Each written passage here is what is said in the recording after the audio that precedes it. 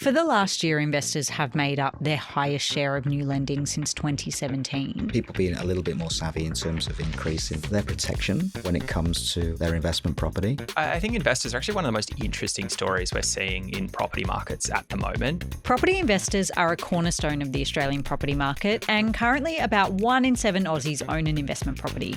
So is now a good time to invest, considering mortgage rates are dropping and the rental market really has never been tighter? Here with me to chat through the PropTrack and Terri Scheer Investor Report and just how this landscape looks is Angus Moore, Executive Manager of Economics at REA Group, and Andy Ashurst, National Key Account Manager for Terri Scheer. I want to start by painting a picture of the investment landscape.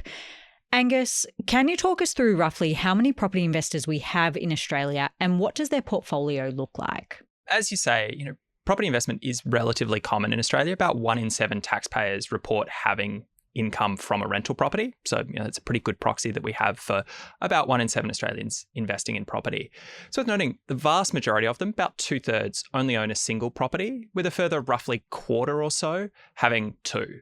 Large holdings are not super common, though they certainly do exist. About 4% of taxpayers report having more than 4 investment properties, and about 1% report having more than 6. Though, of course, they account for a much larger share of properties than they do of taxpayers because they have more properties.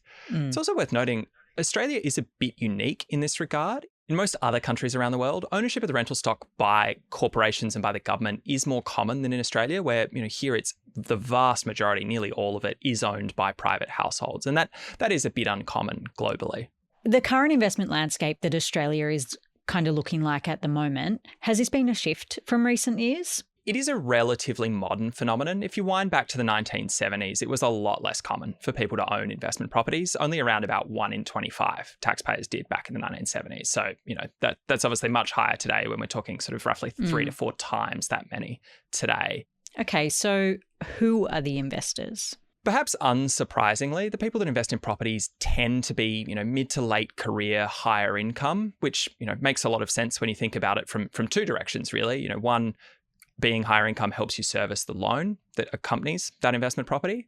But also, for those higher income employees, the benefits from negative gearing, in offsetting your employee income are probably a bit higher than would be for someone who is lower income. So again, it makes more sense as a portfolio choice. To put some numbers around it, 7 in 10 of the households that own an investment property are aged between sort of 35 and 64, which, you think of sort of mid to late career. And it is just far more common among high income households. 28% of the highest income fifth of households, so the top 20% of those, 28% invest. While if you look at the lowest income fifth, it's just 6.5%. So just much, much less common. Look, Andy, Terri Scheer is in the business of providing investors with landlord's insurance. Does the demographic that Angus just talked us through stack up to who your customers are? Yeah, very much so. Yeah, we're seeing a strong, in terms of investor activity, in that 35 to 60 bracket. And obviously then with landlords exiting the market, obviously as they approach retirement age, then we are seeing that drop off from there. Angus, apart from what you walked us through before in the investment demographic, are there any other kind of obvious reasons why it is what it is? A big part of why we see the demographic the way it is that it is those high income, mid to late career households who both have the resources to invest in property, but also can benefit from things like negative gearing, which allows them to offset costs against their employee income. And that's obviously less attractive for someone who's, say, retired, who doesn't have employee income. That said, one of the big changes we've seen over the past few decades is the share of investors that are older has been rising quite dramatically. And that's consistent with the aging population and the fact that people are working later and retiring later. And so that means they're carrying those investments later into life. To put some numbers around that, in the early 2000s, around about 14% of investors were aged over 60. Today, it's about twice that at 27%. So it has risen a lot as the population has been aging. Okay, well, one thing about the investor demographic that caught my attention from the report, the number of younger people, and especially, I guess, first home buyers, using an investment property as a way of getting into the market. Angus, can you walk us through the data on this one? Yeah, so this is the sort of idea of rent vesting, which is where you rent the home that you want to live in, but you buy an investment property, potentially somewhere that's a little bit more affordable, more of an affordable entry point. It's not a super common strategy for first home buyers. Depending on the year we're looking at, it's around about 5% of first home buyers are buying an investment property rather than somewhere to live. And it has actually been a little bit lower in recent years than was true, say, 5 or 6 years ago. So while it's not super common, it is certainly a strategy that some people use. And if we look across the states, it's more common in somewhere like New South Wales than it is in somewhere like Victoria, in part because Victoria is a lot more affordable for first home buyers than is New South Wales. Andy, do you have any insight into how many of your clients are investors? Is that the type of data that you guys collect? Yeah, not something that we do collect, Alice, Yep. but obviously insights into that, speaking with agents in the marketplace, it isn't a common thing we're finding. So Yep. It's not a common conversation we come up against in our general conversations. For the last year, investors have made up their highest share of new lending since 2017. Has Terri Scheer seen an uptick in people taking up landlord's insurance in the last 12 months off the back of this? Yeah, there's been a considerable shift in terms of people being a little bit more savvy in terms of increasing their protection when it comes to their investment property. With changes in legislation, it's ever changing out there. Yeah.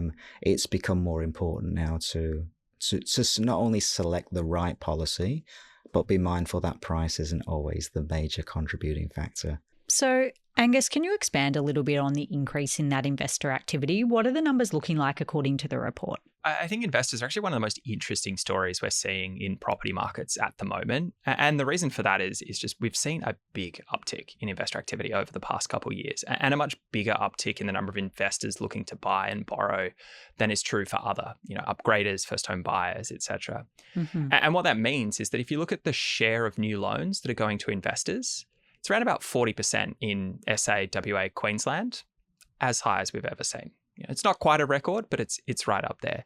In New South Wales, it's more like 45%, as high as we've seen since 2017. And really, it's only Victoria where we haven't seen that big pickup in investor activity. And a big part of why we're seeing this is the fact that rental market conditions are just enormously tight around the country at the moment. Mm-hmm. Rents have risen very, very rapidly in recent years. Yeah. Double-digit growth, potentially up to 20% in some years. Rental vacancy rates are extraordinarily low. Rentals are leasing very quickly. And, the fact that mortgage rates are starting to come down probably isn't hurting either. So that's all, combining to create a fairly attractive environment for investors. And we're seeing that in the activity data. Okay, so are there any key challenges in the investment landscape, even though the activity is picking up? The fact that mortgage rates are quite high is obviously still a constraint for many investors, and for many buyers broadly. That's not unique to investors. Housing affordability is a real challenge in general. But when we're thinking about investors, there are obviously a few other things that are coming into play as well. Government policy and government policy changes are obviously very relevant to investors, and those differ a lot state by state. Those have been particularly important in Victoria, where we just haven't seen that pick up in investor activity, in part because of changes to land tax there. I don't think it explains the full story, but it's certainly part of the story. So, broadly speaking, though, government policy is obviously key for anyone looking to invest. The other thing, of course, for investors is expenses. Expenses are obviously very material for running an investment property. The biggest one by far being mortgage costs. Those had been quite low over recent years when mortgage rates were low. That's obviously not true today. Mortgage rates have risen very rapidly and interest costs as a result. What that means is that the majority of investors in most years are negatively geared, or put another way, the expenses on their rental property are actually higher than the rent they earn. That changed a little bit during the pandemic when rates were very low and interest costs were low, but with rates back up at very high levels, that will be back to most investors being negatively geared. So for a lot of investors, given the current investment landscape and I guess those tighter financial pressures, they are facing more restricted cash flow. How does having landlord's insurance kind of safeguard that rental income if something were to go wrong for these people? Yeah, so obviously having a landlord policy in place is going to protect against things such as rent default, damage to your property, even liability risks. It does contribute towards that, and it's even more so important now to select the right level of cover, as we've mentioned, identifying why a specialist is in the field of what they do and what the benefits are and the why. Angus, what areas are presenting as popular with investors based out of our findings? Perhaps unsurprisingly, some of the most popular areas for investors in terms of where we see a lot of investors buying are inner city Sydney and inner city Melbourne. They are big rental markets, a lot of renters, a lot of rental demand, very liquid markets. So perhaps not a shocking surprise there. Perhaps more interestingly, though, we do see quite a lot of investors buying in more affordable parts of our cities. So think Parramatta, St Mary's in Sydney, Wyndham, Tullamarine, Melton in Melbourne, Kwinana in Perth, Ipswich in Brisbane. These represent a bit more affordable entry point and often do carry better gross rental yields as well, which is the amount of rent you earn divided by the price of the property. It's not always going to be true, but in some cases, these more affordable areas do. And so that makes that attractive for investors, both if they're looking for a more affordable entry point, but also potentially for a higher yield. Okay, so then what are the key indicators on what area does make a good investment? So in the PropTrack Terri Scheer report, we look at 3 of the key factors. So that's price growth, which you can think of as how much equity are you building in the property. And we look at it over 12 months, though you could look at it over a longer horizon. The rental yield, which is obviously the cash flow, the rents that you're earning relative to the cost of the investment. And then we use how long it takes for a property to lease once you list it on market as a bit of a proxy for how competitive the suburb is and what sort of rental demand you can expect. Now, these are not the only 3 metrics that you could consider, and indeed probably aren't the only 3 that you should consider if you're looking to invest. There's all sorts of things that are going to matter for any given suburb, infrastructure, amenities, things that are going to change, demographics, all of that could be relevant depending on what you're looking for. But these are 3 that are probably going to be pretty important for most investors looking at where they want to buy. All right, so we've discussed a lot today about how the investment landscape is looking currently, but I'd love to discuss how it could look in, the years to come. Angus, what are your predictions here? We're already in an environment in which we're seeing a lot of investor activity because rental markets are very tight, rates are starting to come down. It's pretty hard to see that changing in the next 12 to 18 months or so. While we are starting to see a little bit of an easing off in rental market conditions, they are still very, very tight. Rental availability is still very limited. Rents are still growing. They're not growing as quickly as they were, but they're still growing. Rentals are still leasing quite quickly. And we've seen a few rate cuts already. We're expecting we'll probably see, hopefully 2, but maybe 1 more. So that's all going to be a fairly attractive environment for investors. And so we'd expect to continue to see that strong level of investor activity continue. So before we wrap up, Andy, do you have any closing comments just around what landlords should be aware of when it comes to protecting their investment properties? Yeah, I suppose the first port of call really, Alice, is really getting your property professionally managed. Probably more so important now as we've touched on with legislation change in the market. And having a greater understanding really about the risks that are involved in managing your investment property. My last question is for you, Angus. For anyone listening today who might be interested in getting into the investment market given the favourable conditions, what do you think is the single most important market signal that they should look for in the next 12 months? I can see you laughing. Yes, I'm going to laugh, Alice.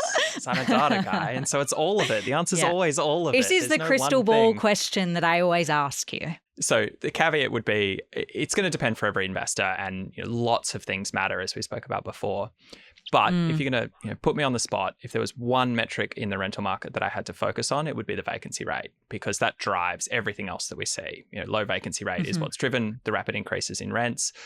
Low vacancy rate means rentals are leasing very quickly and it's very competitive.